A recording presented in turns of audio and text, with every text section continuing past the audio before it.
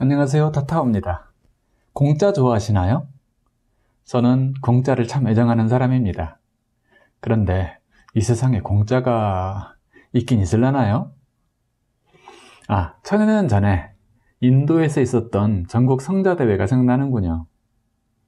성자들은 세상에 도움이 될 만한 진리를, 즉 최고의 진리를 뽑아보자고 의논을 했습니다. 진리가 너무 어려워도 안 되고 복잡해도 안 되고 너무 길어도 당연히 안 되겠죠. 배우지 못한 사람도 알아먹을 수 있어야 하고 어린아이도 이해할 만 해야 한다, 그런 조건이었습니다. 그날 5만 가지 법문이 남았죠. 그런데 최고의 한마디로 뽑힌 진리가 바로 그것이었습니다. 이 세상에 공짜는 없다. 그런데 이 말은 씹어볼수록 깊은 맛이 났습니다. 당신은 이 말을 이해하시나요? 저는 그 당시 이 말을 충분히 이해한다고 생각했고 아주 감탄했죠.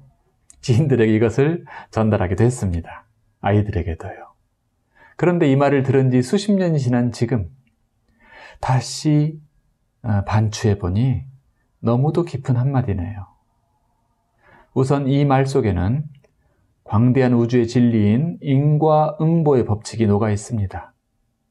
덕을 쌓으면 복을 받게 되고 죄업이 쌓이면 재앙을 받게 됩니다. 그러니 착한 일을 하고 서운해할 이유가 없고 남의 것을 훔치고 웃을 수도 없는 것입니다. 자, 여기서 한 걸음 더 나아가면 더 진한 진수가 나타납니다. 고통을 겪는 것, 그것도 억울할 것이 없습니다. 병이나 고통도 거의 업력의 작용으로 나타나는 것이거든요. 즉, 빚을 청산하고 있는 것입니다. 열심히 살려고 하는데 돈줄이 자꾸 막히고 허덕허덕 하는 것도 일종의 업력입니다. 달리 말하면 덕이 얇아서 받을 복그릇이 작은 경우입니다. 물론 그것과는 달리 스스로의 내면적 선택인 경우도 있지만 그것은 예외로 하겠습니다. 우리가 가령 수행을 하고 성취를 얻는 것도 공짜가 없습니다. 결과부자 들어보셨죠? 그게 좋은 자세예요. 그런데 다리가 저리고 아프기 쉽죠? 피가 안 통하고 미칩니다. 하지만 그것을 겪고 나면, 견디고 나면 자꾸 풀었다 조였다 하는 게 아니고 힘들어도 좀 견디고 나면 또 한층 진보한 자신을 느낄 수 있습니다. 착하게 살고 있는 누군데 어느 날 보면 내 차를 누가 못으로 긁고 가버리기도 합니다. 또 하나의 빚을 갚은 것입니다. 저렴하게요. 어쩌면 저렴하게. 우리처럼 운명을 연구하는 입장에서는 어느 해에 돈이 깨지거나 몸을 다칠지도 대략 짐작할 수 있는데요. 이 경우 비방이 있어요. 사소한 범칙금, 교통범칙금도 있을 수 있고 이런 걸 내는 일로 만들어서 그것을 액땜하는 비방이 있습니다. 자, 그렇게 기공치료 같은 거 있죠? 기치료. 이 경우도 그 업력을 다 해결해 주는 게 아닙니다. 그건 불가능해요. 어떻게 남의 업력을 내가 해결합니까? 조금 밀어주는 경우가 있죠. 그리고 상당히 많은 경우 그 업력의 그 검은 구름은 치료자의 몸으로 타고 넘어오기도 합니다. 결국 공짜가 없는 것입니다. 그러면 어떡할까요? 어차피 세상에 진정 공짜가 없다면 이런 장황한 이야기가 무슨 의미가 있겠습니까? 그러나 공짜가 있습니다. 은혜롭게도 말이죠.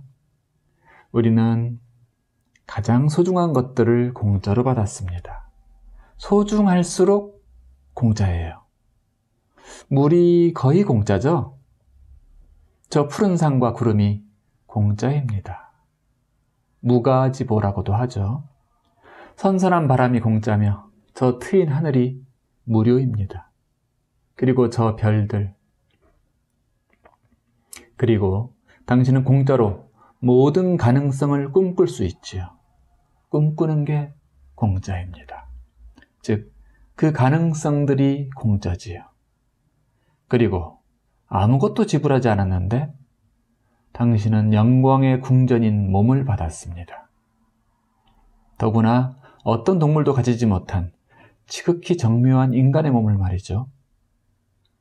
진화를 가능케 하는 이 놀라운 몸이라는 수레를, 이 탈 것을 받았습니다.